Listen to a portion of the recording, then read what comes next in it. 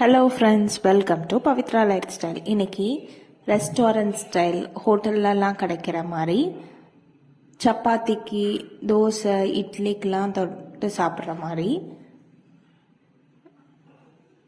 Veg kurma எப்படி செய்கிறதுன்னு இந்த வீடியோவில் பார்த்துடலாம் வாங்க.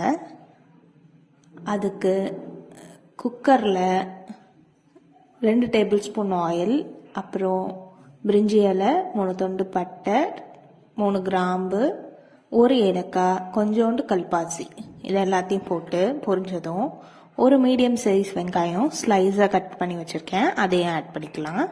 அது நல்லா கோல்டன் ப்ரௌன் வரட்டும். வந்ததும் ஒரு மீடியம் சைஸ் தக்காளி, அதையும் கட் பண்ணி வச்சுருக்கேன், அதையும் ஆட் பண்ணிக்கலாம். இது கூடவே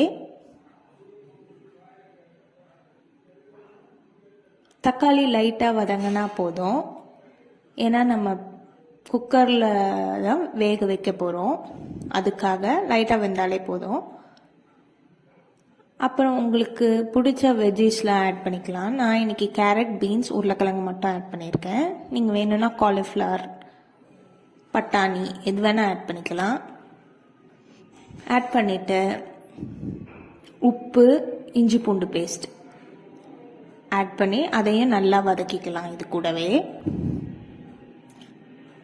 இந்த குருமாக்கு கண்டிப்பாக புதினா வேணும். 10 இலை புதினா இருந்தால் போதும். அதை நல்லா கழுவி தனியாக எடுத்து வச்சுக்கோங்க.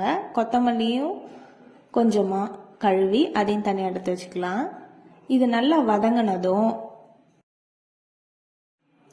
புதினா, கொத்தமல்லியை ஆட் பண்ணிக்கலாம்.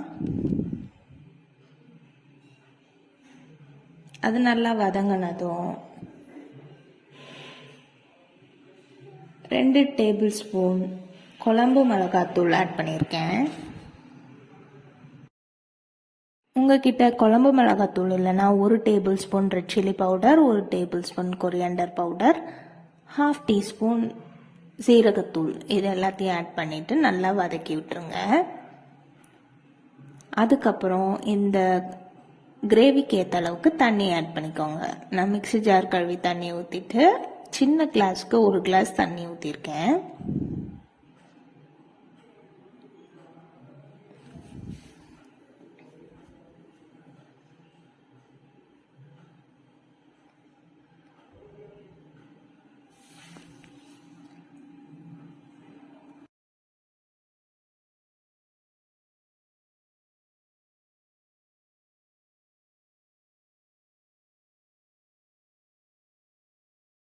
இந்த மாதிரி நல்லா கொதிக்க ஆரம்பித்தோடனே க்ளோஸ் பண்ணி விசில் போட்டு மீடியம் ஃப்ளேமில் 2 விசில் விட்டு ஆஃப் பண்ணி தனியாக எடுத்து வச்சுக்கலாம். அந்த கேப்பில் நம்ம ஒரு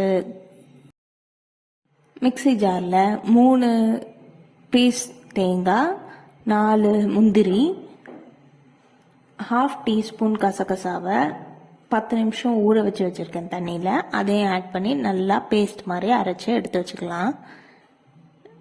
இந்த குக்கரில் நல்லா ப்ரெஷர்லாம் ரிலீஸ் ஆனதும் ஓப்பன் பண்ணி இந்த பேஸ்ட்டை அதில் ஊற்றி நல்லா கலந்து விட்டு 3 to 4 மினிட்ஸ் நல்லா குக் ஆகட்டும்.